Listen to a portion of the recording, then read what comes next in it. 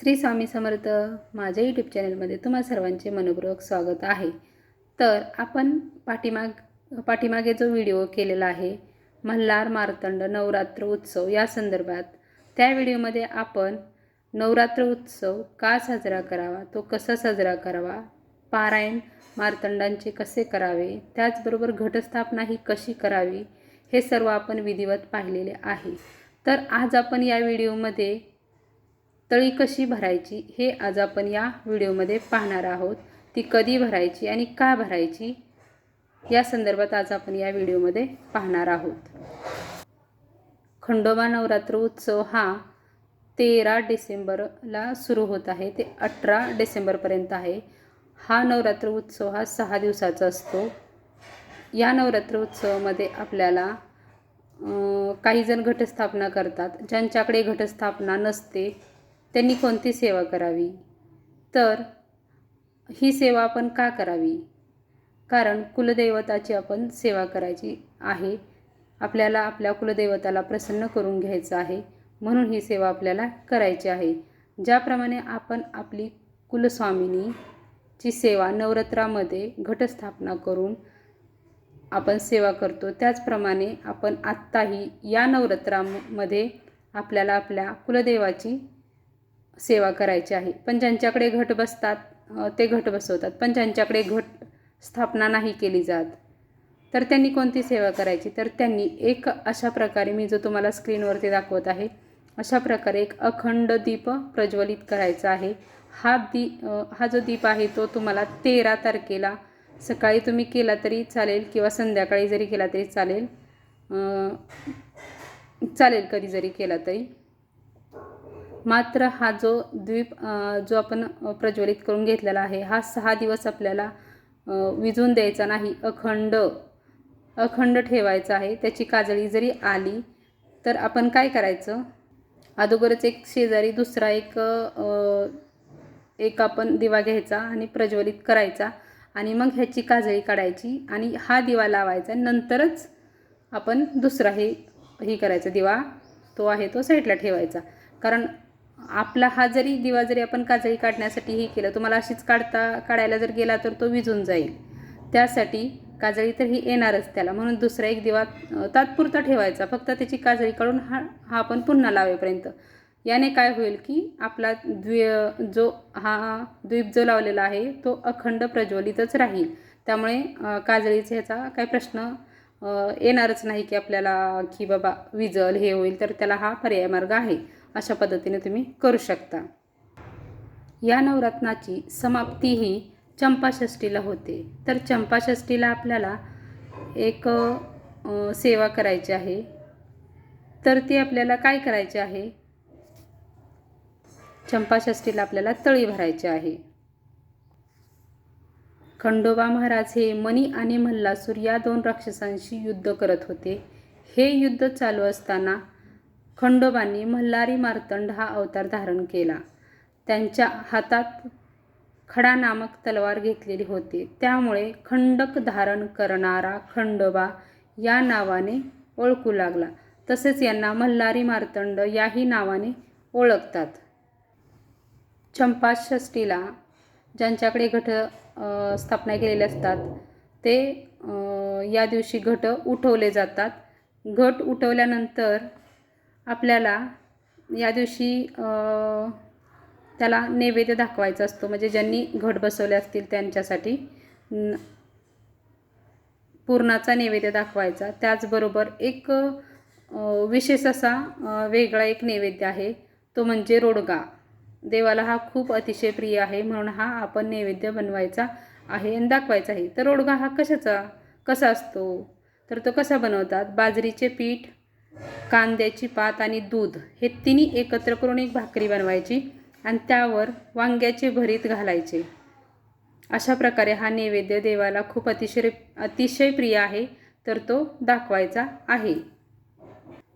तर आपण या दिवशी तळी ही कशी भरायची, या दिवशी आपण जो हा दिवा ज्या ठिकाणी प्रज्वलित करून ठेवलेला आहे त्याच पाटावरती एका साईडला इथे आपल्याला गणपतीची स्थापना करून घ्यायची आहे। अशा प्रकारे आपल्याला गणपतीची स्थापना करून घ्यायची आहे. ओम गण गणपते नमः असा आपल्याला मंत्र जप करायचा आहे आणि गणपतीची स्थापना करून घ्यायची आहे. त्यांची पंचोपचारे आपण पूजा करून घ्यायची आहे. त्यानंतर आता आपल्याला पुढचा जो विधी आहे तो तळी भरण्याचा करायचा आहे. तर तो विधी करण्यासाठी आपण आपल्या घरात काही एवढे 5 पुरुष ज्यांच्या असतील त्यांच्या काहीच प्रॉब्लेम नाही, पण ज्यांच्या नसतील त्यांनी आपले शेजारचे असतील त्यांना बोलवायचं आणि एकूण 5 किंवा 7 असतील तरी चालेल. ह्या सगळ्यांनी मिळून ही तळी भरायची आहे. तळी भरताना आपल्याला एक तामण घ्यायचं आहे. त्यामध्ये खाऊची जी 5 विड्याची पानं आहेत ती 5 विड्याची पानं ठेवायची आहेत. त्या विड्याच्या प्रत्येक पानावरती एक एक नाणं ठेवायचं आहे आपल्याला. त्यावरती सुपारी ठेवायची आहे, खोबरं ठेवायचं आहे आणि मध्यभागी आपल्याला आपल्या जो कुलदेवाचा मल्हारी मार्तंडांचा जो टाक आहे तो ठेवायचा आहे. आता मी तुम्हाला दाखवते ते ताट कशा प्रकारे भरलेलं पाहिजे किंवा भरलेलं असतं ते. तर हे पहा, अशा प्रकारे आपलं तळीचं ताट हे भरलेलं पाहिजे. अशा प्रकारे आपण तळीचं ताट हे आहे ते भरून घ्यायचं आहे आणि मधोमध आपल्याला देवाचा टाक हा ठेवायचा आहे. अशा प्रकारे आपण ताट भरून घ्यायचं. भरून झाल्यानंतर आपल्याला नंतर आपला जो देवाचा टाक आहे त्याच्यावरती भंडारा व्हायचा आहे. जे 5 किंवा 7 पुरुष असतील त्या सर्वांनी मिळून त्याच्यावरती भंडारा टाकायचा आहे. पण हा भंडारा टाकताना आपल्याला एक मंत्र बोलायचा आहे. तो मंत्र असा आहे की स्कंद नाभी समुद्रभूते श्री मैराल प्रियंकारी गौरी प्रिय ताडित गौरी लक्ष्मी स्तुते नमोस्तुते. पुन्हा एकदा सांगते. स्कंद नाभी समुद्रभूते श्री मैराल प्रियंकारी गौरी प्रिय ताडित गौरी लक्ष्मी स्तुते नमस्तुते. हा मंत्र आहे तो आपल्याला 3 वेळा बोलायचा आहे आणि या आपल्या देवाच्या टाकावरती भंडारा व्हायचा आहे. हा मी जो मंत्र आहे तो तुम्हाला डिस्क्रिप्शन बॉक्समध्ये देईल. त्यामध्ये तुम्ही जाऊन नक्कीच बघा आणि म्हणा. नंतर हे जे तळी भरलेले जे ताट आहे ते आपण त्या पुरुषांनी उचलायचं आहे. 5 जणांनी मिळून ते उचलायचं आहे आणि आपल्या डोक्याला लावायचं आहे. लावताना येळकुट येळकुट जय मल्हार असा आपल्याला जय घल्लोष करायचा आहे. अशा प्रकारे आपल्याला जल्लोष करत करत आपण 3 वेळा डोक्याला लावायचं आहे. तर आपण ही तळी का भरायची आहे त्याच्या पाठीमागे एक कारण आहे की ज्या वेळेस मणी आणि मल्हार यांच्यासोबत मल्हार मार्तंडांचे युद्ध चालू होते तेव्हा सप्तऋषींनी एक प्रतिष्ठान मांडले होते की जेणेकरून आपल्या देवांचाच विजय व्हावा, राक्षसांचा पराजय व्हावा. म्हणून जसजसा विजय होईल तसतसं त्या प्रतिष्ठानावरती एक एक फुलांची माळ चढवली जात होती. म्हणून घटस्थापना ही केली जाते आणि त्याचबरोबर ही तळीही उचलली जाते. देवांचा विजय झाल्यानंतर त्यांच्यावरती भंडारांचा वर्षाव केलेला होता म्हणून ही तळी भरली जाते त्या विजयाचे प्रतीक म्हणून आपण ही तळी भरायची असते या दिवशी चंपाषष्ठीला. तळी भरून झाल्यानंतर आपण आपल्या देवाला नैवेद्य दाखवायचा आहे. देवाला आपण पुरणाचा नैवेद्य दाखवू शकतो.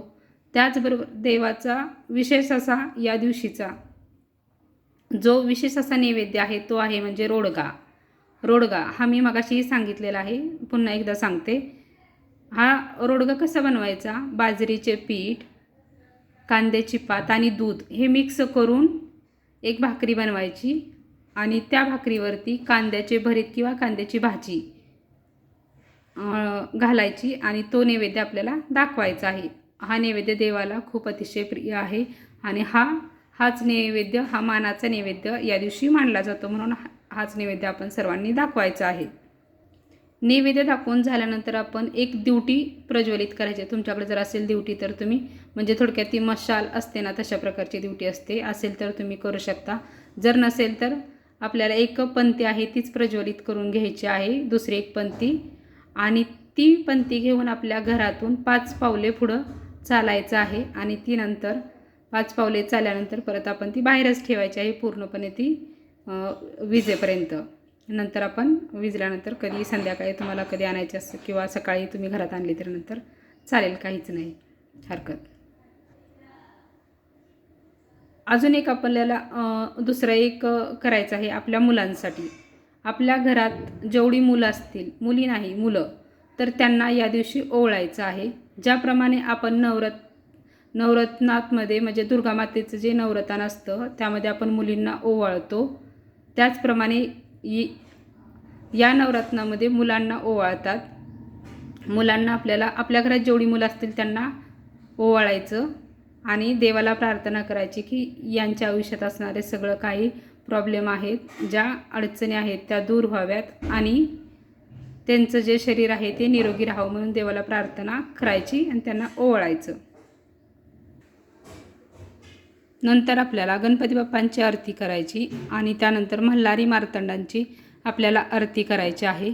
आरती केल्यानंतर सर्वांना आपण खोबऱ्याचा नैवेद्य द्यायचा आहे, सर्वांना तो नैवेद्य वाटावा. अशा प्रकारे आपण चंपाषष्ठीला पूजाविधी करायची आहे आणि चंपाषष्ठी अशा प्रकारे साजरी करायची आहे. ही सर्व सांगितलेली माहिती जर तुम्हाला आवडली असेल तर माझ्या चॅनेलला लाईक करा, सबस्क्राईब करा. श्री स्वामी समर्थ.